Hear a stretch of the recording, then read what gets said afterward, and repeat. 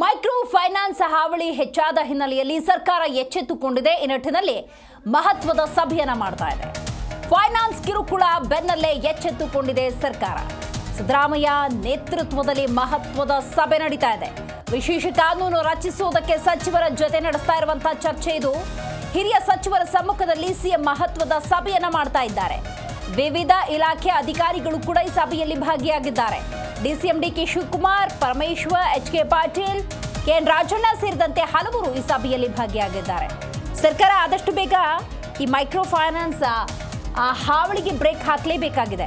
ನೋಡಿ, ಸಾಲ ತೆಗೆದುಕೊಳ್ಳೋದಕ್ಕೆ ಹೇಗೆ ನಿಯಮಾವಳಿಗಳು ಅಂತಿರ್ತವೋ, ಸಾಲ ಕೊಡೋಗೂ ಕೂಡ ಒಂದಷ್ಟು ನಿಯಮಾವಳಿಗಳು ಅಂತ ಇರ್ತವೆ. ನೀವು ಏಕಾಏಕಿ ಹೋಗಿ ಧಮಕಿ ಹಾಕೋಂಗಿಲ್ಲ, ಬೆದರಿಕೆ ಹಾಕೋ ಹಾಗಿಲ್ಲ, ಮನೆಯನ್ನು ಜಪ್ತಿ ಮಾಡುವಂತಿಲ್ಲ. ಆದರೆ ಮೈಕ್ರೋ ಫೈನಾನ್ಸ್ನ ಹಾವಳಿ ಈ ಮಟ್ಟಕ್ಕೆ ಬಂದು ನಿಂತುಕೊಂಡಿದೆ.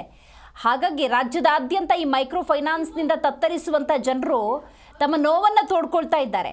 ನೋಡಿ, ಮೊನ್ನೆ ಗೃಹ ಇಲಾಖೆಗೆ ಅಥವಾ ಗೃಹ ಸಚಿವರಿಗೆ ಮಾಂಗಲ್ಯವನ್ನೇ ಪೋಸ್ಟ್ ಮಾಡಿದರು. ಮಗದೊಂದು ಕಡೆ ಮಾಂಗಲ್ಯವನ್ನು ತೋರಿಸಿ ನನ್ನ ಮಾಂಗಲ್ಯವನ್ನು ಉಳಿಸ್ಕೊಡಿ ಅಂತ ಹೇಳಿ ಒಂದು ವಿಡಿಯೋವನ್ನು ಹರಿಬಿಟ್ಟಿದ್ರು. ಹಲವಾರು ಕಡೆ ಆತ್ಮಹತ್ಯೆಗಳಾಗ್ತಾ ಇದ್ದಾವೆ. ಒಂದು ಮನೆಯಲ್ಲಿ 1 ತಿಂಗಳ ಮಗು ಹಸಿ ಬಾಣಂತಿ ಇದ್ರು. ಆ ಮನೆಯನ್ನ ಮೈಕ್ರೋ ಫೈನಾನ್ಸ್ನವರು ಆ ಮನೆಯಿಂದ ಅವ್ರನ್ನೆಲ್ಲ ಹೊರ ಹಾಕಿದಂತಹ ಘಟನೆಗಳು ನಡೀತು. ಇಷ್ಟೆಲ್ಲ ಘಟನೆಗಳಾಗ್ತಿದ್ರು ಕೂಡ ರಾಜ್ಯ ಸರ್ಕಾರ ಏನು ಮಾಡ್ತಿದೆ ಅನ್ನುವಂಥ ಪ್ರಶ್ನೆ ಡೆಫಿನೆಟ್ಲಿ ಬರುತ್ತೆ. ರೈಟ್, ಆ ನಿಟ್ಟಿನಲ್ಲಿ ನೋಡಿ, ದೊಡ್ಡ ಮಟ್ಟದ ಸಭೆಯನ್ನು ಮಾಡಲಾಗ್ತಾ ಇದೆ. DCM DK Shivakumar, doctor G Parameshwar, ಗೃಹ ಸಚಿವರು ಎಚ್.ಕೆ. ಪಾಟೀಲ್, ಕೆ.ಎನ್. ರಾಜಣ್ಣ ಸೇರಿದಂತೆ ವಿವಿಧ ಇಲಾಖೆಯ ಅಧಿಕಾರಿಗಳು ಈ ಸಭೆಯಲ್ಲಿ ಭಾಗವಹಿಸಿದ್ದಾರೆ. ಹಿರಿಯ ಸಚಿವರ ಸಮ್ಮುಖದಲ್ಲಿ ಸಿಎಂ ಸಿದ್ದರಾಮಯ್ಯ ನೇತೃತ್ವದಲ್ಲಿ ನಡೀತಾ ಇರುವಂತಹ ಸಭೆ ಇದು. ನೋಡಿ, RBIನಿಂದ ಅನುಮತಿಯನ್ನು ಪಡೆದುಕೊಂಡು ಈ ಮೈಕ್ರೋ ಫೈನಾನ್ಸ್ಗಳು ಕಾರ್ಯನಿರ್ವಹಿಸ್ತಿರ್ತಾವೆ ಅನ್ನೋದಾದರೆ, ಮೈಕ್ರೋ ಫೈನಾನ್ಸ್ ಹೀಗೆ ಕಾರ್ಯನಿರ್ವಹಿಸೋದಕ್ಕೂ ಕೂಡ ಕೆಲವೊಂದು ನಿಯಮಾವಳಿಗಳು ಅಂತಿರ್ತವೆ. ಅವುಗಳ ಪಾಲನೆ ಅನ್ನೋದು ಆಗ್ತಾ ಇಲ್ಲ. ನೀವು ಏನೇ ಮಾಡಿದ್ರೂ ಕೂಡ ಒತ್ತಾಯಪೂರ್ವಕವಾಗಿ ಏನನ್ನೋ ಕಸಿದುಕೊಳ್ಳೋದಕ್ಕೆ ಸಾಧ್ಯ ಇಲ್ಲ. ಬಟ್ ಇಲ್ಲಿ ಅದೇ ಆಗ್ತಿರುವಂಥದ್ದು. ಮೈಕ್ರೋ ಫೈನಾನ್ಸ್ನ ಹೆದರಿಕೆ ಬೆದರಿಕೆಗೆ ಜನಸಾಮಾನ್ಯರು ತತ್ತರಿಸಿ ಹೋಗಿದ್ದಾರೆ. ರೈಟ್, ಈ ಬಗ್ಗೆ ಹೆಚ್ಚಿನ ಮಾಹಿತಿಯನ್ನು ನಮ್ಮ ಪ್ರತಿನಿಧಿ ರಾಜಪ್ಪ ನೀಡ್ತಾರೆ. ರಾಜಪ್ಪ, ಫೈನಾನ್ಸ್ ಕಿರುಕುಳದ ಬೆನ್ನಲ್ಲೇ ಸರ್ಕಾರ ಎಚ್ಚೆತ್ತುಕೊಂಡಂಗೆ ಕಾಣ್ತಾ ಇದೆ. ಮೀಟಿಂಗನ್ನು ಮಾಡ್ತಿದ್ದಾರೆ, ಯಾರೆಲ್ಲ ಭಾಗಿಯಾಗಿದ್ದಾರೆ, ಈ ಕಿರುಕುಳ ಅಥವಾ ಮೈಕ್ರೋ ಫೈನಾನ್ಸ್ ಹಾವಳಿಗೆ ಹೇಗೆ ಬ್ರೇಕ್ ಹಾಕ್ಬೋದು ಅನ್ನೋದ್ರ ಬಗ್ಗೆ ಚರ್ಚೆ ಆಗ್ತಾ ಇದೆ. ದಿವೇಶ್, ಈಗಾಗಲೇ ಏನು ಸಭೆ ಬಹುತೇಕ ಮುಕ್ತಾಯ ಆಗಿದೆ. ಸಭೆಗೆ ಹಾಜರಾಗಿದ್ದಂತ ಮೈಕ್ರೋ ಫೈನಾನ್ಸ್ ಇರ್ಬೋದು, RBIನ ಅಧಿಕಾರಿಗಳಿರ್ಬೋದು ಮತ್ತು NBS ಅವರು ಸಾಲ ಕೊಡುವಂತ ಅಧಿಕಾರಿಗಳಿಂದ ಆ ಒಂದು ಇಲಾಖೆ ಅಧಿಕಾರಿಗಳು ಸಭೆಯಲ್ಲಿ ಭಾಗವಹಿಸಿ ಮುಖ್ಯಮಂತ್ರಿ ಅವರಿಗೆ ಮತ್ತು ಸರ್ಕಾರದ ಸಚಿವರುಗಳಿಗೆ ತಮ್ಮ ವಿವರಣೆಯನ್ನು ನೀಡಿದ್ದಾರೆ. ಅದರಲ್ಲಿ ಮುಖ್ಯಮಂತ್ರಿಗಳು ಕೇಳಿರುವಂತ ಹಲವಾರು ಪ್ರಶ್ನೆಗಳನ್ನ ಮುಖ್ಯಮಂತ್ರಿಗಳು ಕಾರವಾಗಿ ಕೇಳಿದ್ದಾರೆ. ಈ ಒಂದು ಮೈಕ್ರೋ ಫೈನಾನ್ಸ್ ಅವರು ಏನು ಸಾಲವನ್ನ ಕೊಟ್ಟಿದ್ದಾರೆ, ಅದು ಯಾವ ಕಂಪನಿ ಕಾಯ್ದೆ ಅಡಿ ಅವರು ನೋಂದಣಿ ಆಗಿದ್ದಾರೆ ಮತ್ತು ಅವರು ಯಾವುದಕ್ಕೆಲ್ಲ ರೆಸ್ಟ್ರಿಕ್ಷನ್ ನಿರ್ಬಂಧಗಳಿದೆ ಅಂತ ಅನ್ನೋದನ್ನ ಅವರು ವಿವರಣೆ ಕೊಡಬೇಕು ಅಂತ ಬಗ್ಗೆ ಈ ಒಂದು ಮಾಹಿತಿಯನ್ನ ಮುಖ್ಯಮಂತ್ರಿಗಳು ಕೇಳಿದ್ರೆ ಅದಕ್ಕೆ ಕೆಲ ಅಧಿಕಾರಿಗಳು ಸ್ಪಷ್ಟನೆ ಕೊಟ್ಟಿದ್ದಾರೆ. ಕೆಲವು ಕಾಯ್ದೆಗಳನ್ನ ಮುಂದಿಟ್ಕೊಂಡು ನಾವು ಇದನ್ನ ಸಾಲವನ್ನ ಕೊಟ್ಟಿದ್ದೇವೆ ಅಂತ ಅನ್ನೋದನ್ನ ಅವ್ರು ತಿಳಿಸಿದ್ದಾರೆ. ಆದ್ರೆ ಇದನ್ನ ನೇರವಾಗಿ ಸರ್ಕಾರ ಅದನ್ನ ಮಾನಿಟರ್ ಮಾಡಕ್ ಬರುತ್ತಾ ಅಥವಾ ಅದಕ್ಕೆ ಪ್ರತ್ಯೇಕವಾಗಿ ಕಾಯ್ದೆನ ರೂಪಿಸಬೇಕನ್ನೋ ಬಗ್ಗೆನೂ ಸಹ ಸಿಎಂ ಸಿದ್ದರಾಮಯ್ಯ ಸಂದರ್ಭದಲ್ಲಿ ಮತ್ತು ಅಧಿಕಾರಿಗಳು ಪ್ರಶ್ನೆ ಕೇಳಿದ್ದಾರೆ. ಮೊದಲನೇದಾಗಿ ಸಾಲಗಾರರ ಮನೆಗಳನ್ನು ಜಪ್ತಿ ಮಾಡೋದಿರ್ಬೋದು ಅಥವಾ ಕಾನೂನು ಕ್ರಮ ಕೈಗೊಳ್ಳೋದಿರ್ಬೋದು ಅಥವಾ ರೌಡಿಗಳನ್ನು ಬಿಟ್ಟು ಅವ್ರನ್ನ ಬೆದರಿಸಿ ವಸೂಲಾತಿ ಮಾಡೋದಿರ್ಬೋದು ಮತ್ತು ಈ ಒಂದು RBI ರೂಲ್ ನ ವೈಲೇಷನ್ ಮಾಡಿರುವಂತದ್ದಿರ್ಬೋದು ಅಥವಾ ಈ ಸಾಲ ಕೊಡುವಂತ ಸಂದರ್ಭ KYC ಅಥವಾ ಅವರ ದಾಖಲೆಗಳನ್ನ ಪಡ್ಕೊಂಡು ಆ ನಂತರ ಅವರ ಮನೆ ಇರ್ಬೋದು ಅಥವಾ ಆಸ್ತಿ ಇರ್ಬೋದು ಅಥವಾ ಚಿನ್ನ ಇರ್ಬೋದು ಬೇರೆ ಬೇರೆ ವಸ್ತುಗಳನ್ನ ಅಡಮಾನ ಇಟ್ಕೊಂಡು ಬೆದರಿಕೆ ಹಾಕುವಂತ ಪ್ರಯತ್ನ ನಡೆದಿದೆ ಅಂತ ಅನ್ಬೇಕು ಮಾಹಿತಿಯನ್ನ ಮುಖ್ಯಮಂತ್ರಿಗಳು ಕೇಳಿದ್ದಾರೆ. ಇಲ್ಲಿ ಬ್ಯಾಂಕಿನ ಹಿರಿಯ ಅಧಿಕಾರಿಗಳು ಬಂದಿದ್ದಾರೆ. ಇಲ್ಲಿ ತಳಹಂತದಲ್ಲಿ ಯಾರೆಲ್ಲ ವಸೂಲಾತಿ ಮಾಡ್ತಾ ಇದ್ರು ಅಥವಾ ವಸೂಲಾತಿ ಮಾಡ್ಲಿಕ್ಕೆ ಯಾರೆಲ್ಲ ಕ್ರಮಗಳ ಕೈಗೊಳ್ತಾ ಇದ್ರು ಅಂತ ಅಧಿಕಾರಿಗಳು ಬಂದಿಲ್ಲ. ಇದು ಮೇಲ್ಮಟ್ಟದ ಅಧಿಕಾರಿಗಳು ಬಂದಿದ್ದಾರೆ. ಹಾಗಾಗಿ ಇಲ್ಲಿ ಮೇಲ್ಮಟ್ಟದ ಅಧಿಕಾರಿಗಳು ಕೊಡುವಂತ ಉತ್ತರಗಳು ಕೆಳ ಹಂತದಲ್ಲಿ ವಸೂಲಾತಿ ಕ್ರಮಗಳು ಸಹ ಸಂಪೂರ್ಣವಾಗಿ ಬದಲಾವಣೆ ಇರ್ತವೆ. ಹೀಗಾಗಿ ಯಾವೆಲ್ಲ ಕ್ರಮಗಳನ್ನ ಕೈಗೊಂಡಿದೆ ಅಂತ ಬಗ್ಗೆ ಅಧಿಕಾರಿಗಳು ಮಾಹಿತಿಯನ್ನು ಪಡ್ಕೊಂಡಿದ್ದಾರೆ ಮತ್ತು ಅದನ್ನ ನಿಯಂತ್ರಣ ಮಾಡ್ಲಿಕ್ಕೆ ನಾವು ಏನ್ ಮಾಡ್ಬೇಕು ಅನ್ನೋ ಬಗ್ಗೆ ಸಹ ಅಧಿಕಾರಿಗಳಿಂದ ಬ್ಯಾಂಕಿಂಗ್ ಅಧಿಕಾರಿಗಳ ಮಾಹಿತಿಯನ್ನ ಕೇಳಿದೆ. ಹಾಗಾಗಿ ಕೆಲ ಅಧಿಕಾರಿಗಳು ಸಭೆಯನ್ನು ಮುಕ್ತ ಆಗಿ ಅಧಿಕಾರಿ ಕೇಳುವಂತ ಸಂದರ್ಭದಲ್ಲಿ ಅಧಿಕಾರಿಗಳು ಮಾಧ್ಯಮಗಳಿಗೆ ಉತ್ತರ ನೀಡುವಂತ ಪ್ರಯತ್ನವನ್ನ ಯಾರು ಸಹ ಮಾಡಿಲ್ಲ. ಯಾಕಂದ್ರೆ ಇದು ವಿಷಯಗಳನ್ನ ಕೇಂದ್ರೀಯ ಮಂಡಳಿ ಮಟ್ಟಕ್ಕೆ ಅಥವಾ ಬ್ಯಾಂಕಿನ ಹಿರಿಯ ಅಧಿಕಾರಿಗಳ ಗಮನ ತರಬೇಕಾಗತ್ತೆ. ಹಾಗಾಗಿ ಸರ್ಕಾರ ಪಾಲಿಸಬೇಕು. ಅಲ್ಲಿರುವಂತ ಕಾನೂನಾತ್ಮಕ ಅಂಶಗಳೇನು ಏನು ಅದೇ ರೀತಿಯ RBI ನ ರೂಲ್ಸ್ ಗಳನ್ನು ಎಲ್ಲಿ ನಾವು ಅದನ್ನ ವೈಲೇಟ್ ಮಾಡ್ಬೇಕಾಗತ್ತೆ, ಎಲ್ಲೆಲ್ಲಿ ನಾವು ಅದನ್ನ ಹೊರತುಪಡಿಸಿ ನಾವು ಕ್ರಮನ ಕೈಗೊಳ್ಬೇಕನ್ನ ಬಗ್ಗೆ ನಾವು ಚರ್ಚಿಸಿ ಸರ್ಕಾರಕ್ಕೆ ಮಾಹಿತಿನ ಕೊಡ್ತೀವಿ ಅಂತ ಕೆಲವು ಅಧಿಕಾರಿಗಳು ಹೇಳಿದ್ದಾರೆ. ಹಾಗಾಗಿ ಇನ್ನೊಂದಷ್ಟು ಕಾನೂನಾತ್ಮಕ ಅಂಶಗಳನ್ನ ಚರ್ಚೆ ನಡೆಸಿ ಅಂತಿಮವಾಗಿ ಬ್ಯಾಂಕಿಂಗ್ ಅಧಿಕಾರಿಗಳಿಂದ ಮಾಹಿತಿ ಪಡ್ಕೊಂಡು ಸರ್ಕಾರ ಕ್ರಮವನ್ನು ಕೈಗೊಳ್ಬೇಕಾಗತ್ತೆ. ರೈಟ್ ರಾಜಪ್ಪ, ಮತ್ತೆ ನಿಮ್ಮನ್ನ ಹೆಚ್ಚಿನ ಮಾಹಿತಿಗಾಗಿ ಸಂಪರ್ಕ ಮಾಡ್ತೀನಿ. ಇದೀಗ ಮತ್ತೊಂದು ಬ್ರೇಕಿಂಗ್ ಅಪ್ಡೇಟ್ ಬರ್ತಾ ಇದೆ. ಮೈಕ್ರೋ ಫೈನಾನ್ಸ್ ಸಭೆಯಲ್ಲಿ ಸಿಎಂ ಸಿದ್ದರಾಮಯ್ಯನವರು ಗರಂ ಆಗಿದ್ದಾರೆ. ಫೈನಾನ್ಸ್ ಸಿಬ್ಬಂದಿ ವಿರುದ್ಧ ಕಿಡಿಕಾರಿದ್ದಾರೆ ಸಿದ್ದರಾಮಯ್ಯನವರು. ಹೌದು, ಸಾಲ ಕೊಡುವ ಮೊದಲು ಆಧಾರ್ KYC ಮಾಡಿಸ್ತಾ ಇದ್ದೀರಾ ಅಂತ ಪ್ರಶ್ನೆಯನ್ನ ಮಾಡಿದ್ದಾರೆ. ನೋಡಿ, ಮೈಕ್ರೋ ಫೈನಾನ್ಸ್ನ ಹಾವಳಿ ಅನ್ನೋದು ಹೆಚ್ಚಾಗಿದೆ. ಇದರ ಜೊತೆಗೆ ಸಿದ್ದರಾಮಯ್ಯನವರು ಈಗ ಆಗ್ತಿರುವಂತಹ ಸಮಸ್ಯೆಗಳ ಕುರಿತಂತೆ ಕಿಡಿಕಾರಿದ್ದಾರೆ, ಅಸಮಾಧಾನ ಹೊರಹಾಕಿದ್ದಾರೆ. ಅಂದ್ರೆ ರೂಲ್ಸ್ ಅಂಡ್ ರೆಗ್ಯುಲೇಷನ್ಸ್ನ ಫಾಲೋ ಮಾಡ್ತಿದ್ದಾರಾ ಅನ್ನುವಂಥ ಪ್ರಶ್ನೆಯನ್ನ ಮುಂದಿಟ್ಟಿದ್ದಾರೆ. RBI ನಿಯಮ ಮೀರಿ ಸಾಲವನ್ನ ಕೊಡ್ತಾ ಇದ್ದಾರಾ? ಸಾಲ ವಸೂಲಿಗೆ ಇಳಿದ ನಿಮ್ಮ ಸಿಬ್ಬಂದಿ ನಿಯಂತ್ರಣವನ್ನ ಮಾಡಿದ್ದಾರಾ? ನ್ಯಾಯಾಲಯದಿಂದ ಅನುಮತಿಯನ್ನ ಪಡೆದುಕೊಂಡಿದ್ದಾರಾ? ಸಾಲ ವಸೂಲಿಗೆ ರೌಡಿಗಳನ್ನ ಬಳಸ್ಕೊಳ್ತಿದ್ದಾರಾ? ಈ ರೀತಿ ಹಲವಾರು ಪ್ರಶ್ನೆಗಳನ್ನ ಅಧಿಕಾರಿಗಳ ಮುಂದಿಟ್ಟಿದ್ದಾರೆ. ಯಾಕಂದ್ರೆ ನಾನು ಆಗಿಂದ ಒಂದು ವಿಚಾರವನ್ನ ಉಲ್ಲೇಖ ಮಾಡ್ತಾ ಇದ್ದೆ. ಸಾಲ ತಗೊಳ್ಳೋರು ಬಡ್ಡಿ ಕಟ್ಟಬೇಕು, ತಿಂಗಳು ಕಟ್ಟಬೇಕು, ಕಟ್ಟಿಲ್ಲ ಅಂದ್ರೆ ಹಿಂಗೆ, ಈ ಥರದ ಒಂದಷ್ಟು ನಿಯಮಾವಳಿಗಳು ಹೆಂಗಿರ್ತವೋ RBI ನಿಂದನೇ ಪರ್ಮಿಷನ್ ತೆಗೆದುಕೊಳ್ಳುವಂತಹ ಇಂಥ ಮೈಕ್ರೋ ಫೈನಾನ್ಸ್ಗಳು ಕೂಡ ನಿಯಮದ ಪಾಲನೆಯನ್ನ ಮಾಡ್ತಿದ್ದಾವ ಇಲ್ವಾ ಅನ್ನುವಂಥ ಪ್ರಶ್ನೆ ಉದ್ಭವಿಸುತ್ತೆ.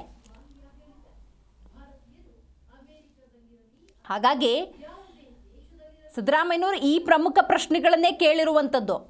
ನೋಡಿ, ಸಾಲ ಅಂದ ಸಂದರ್ಭದಲ್ಲಿ ಈಗಾಗಲೇ ಶರಣಪ್ರಕಾಶ್ ಪಾಟೀಲ್ ಅವರು ಹಲವಾರು ವಿಚಾರವನ್ನು ಪ್ರಸ್ತಾಪ ಮಾಡ್ತಾ ಇದ್ರು.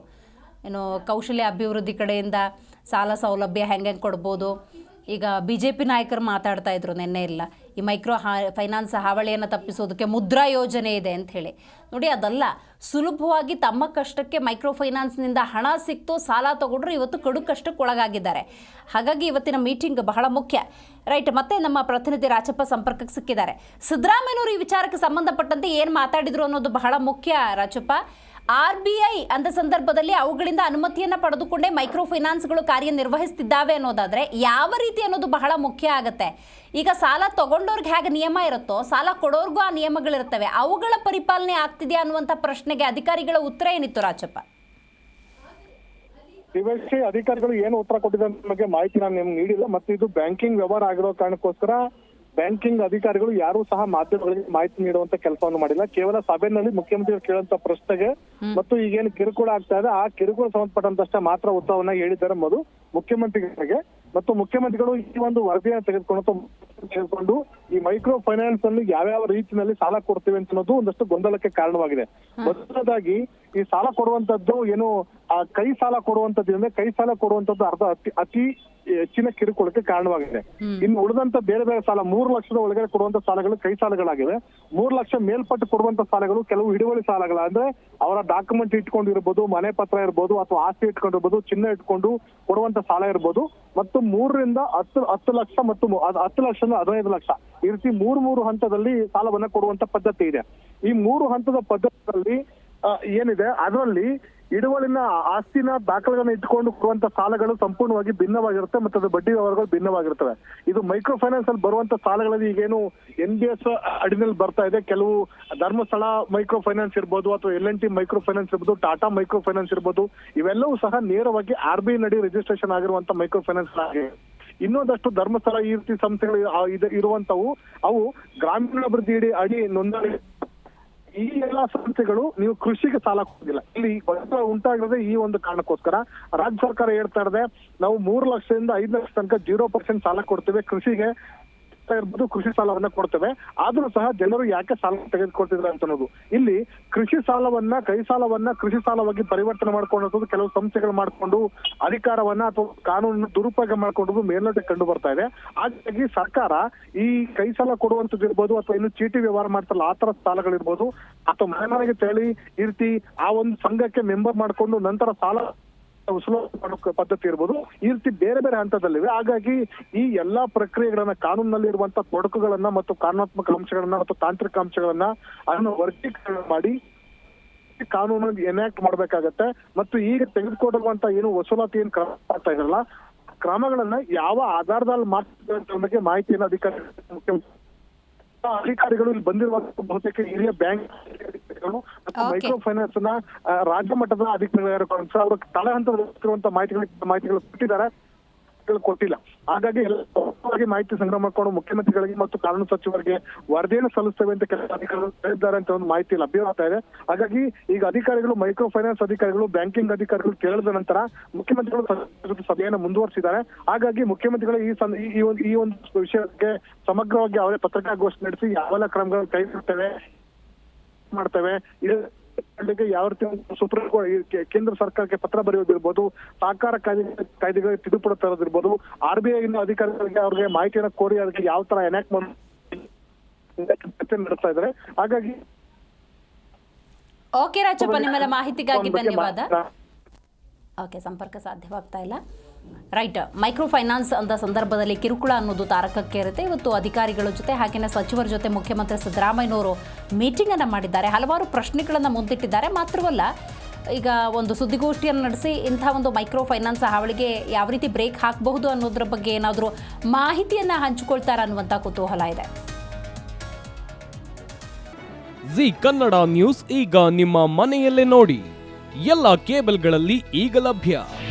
ನಿಮ್ಮ ನೆಚ್ಚಿನ ಜಿ ಕನ್ನಡ ನ್ಯೂಸ್ ಈಗ ಸನ್ ಡೈರೆಕ್ಟ್ ನಲ್ಲಿ number 292, Tata play number 1664, Jio TV number 1334, NXT digital number 30, in cable number 30, city networks 51, U digital number 162, GTPL number 17, Rockline telecommunications number 42, Shri Basaveshwara cable number 168, rural cable network 60, Vinayaka digital 57, Abhishek cable 821, city channel 53, Siddeshwara cable network 57, V4 digital Infotech 628, Surya digital networks 53, Gajanan digital number 836, Malnad infotech private limited number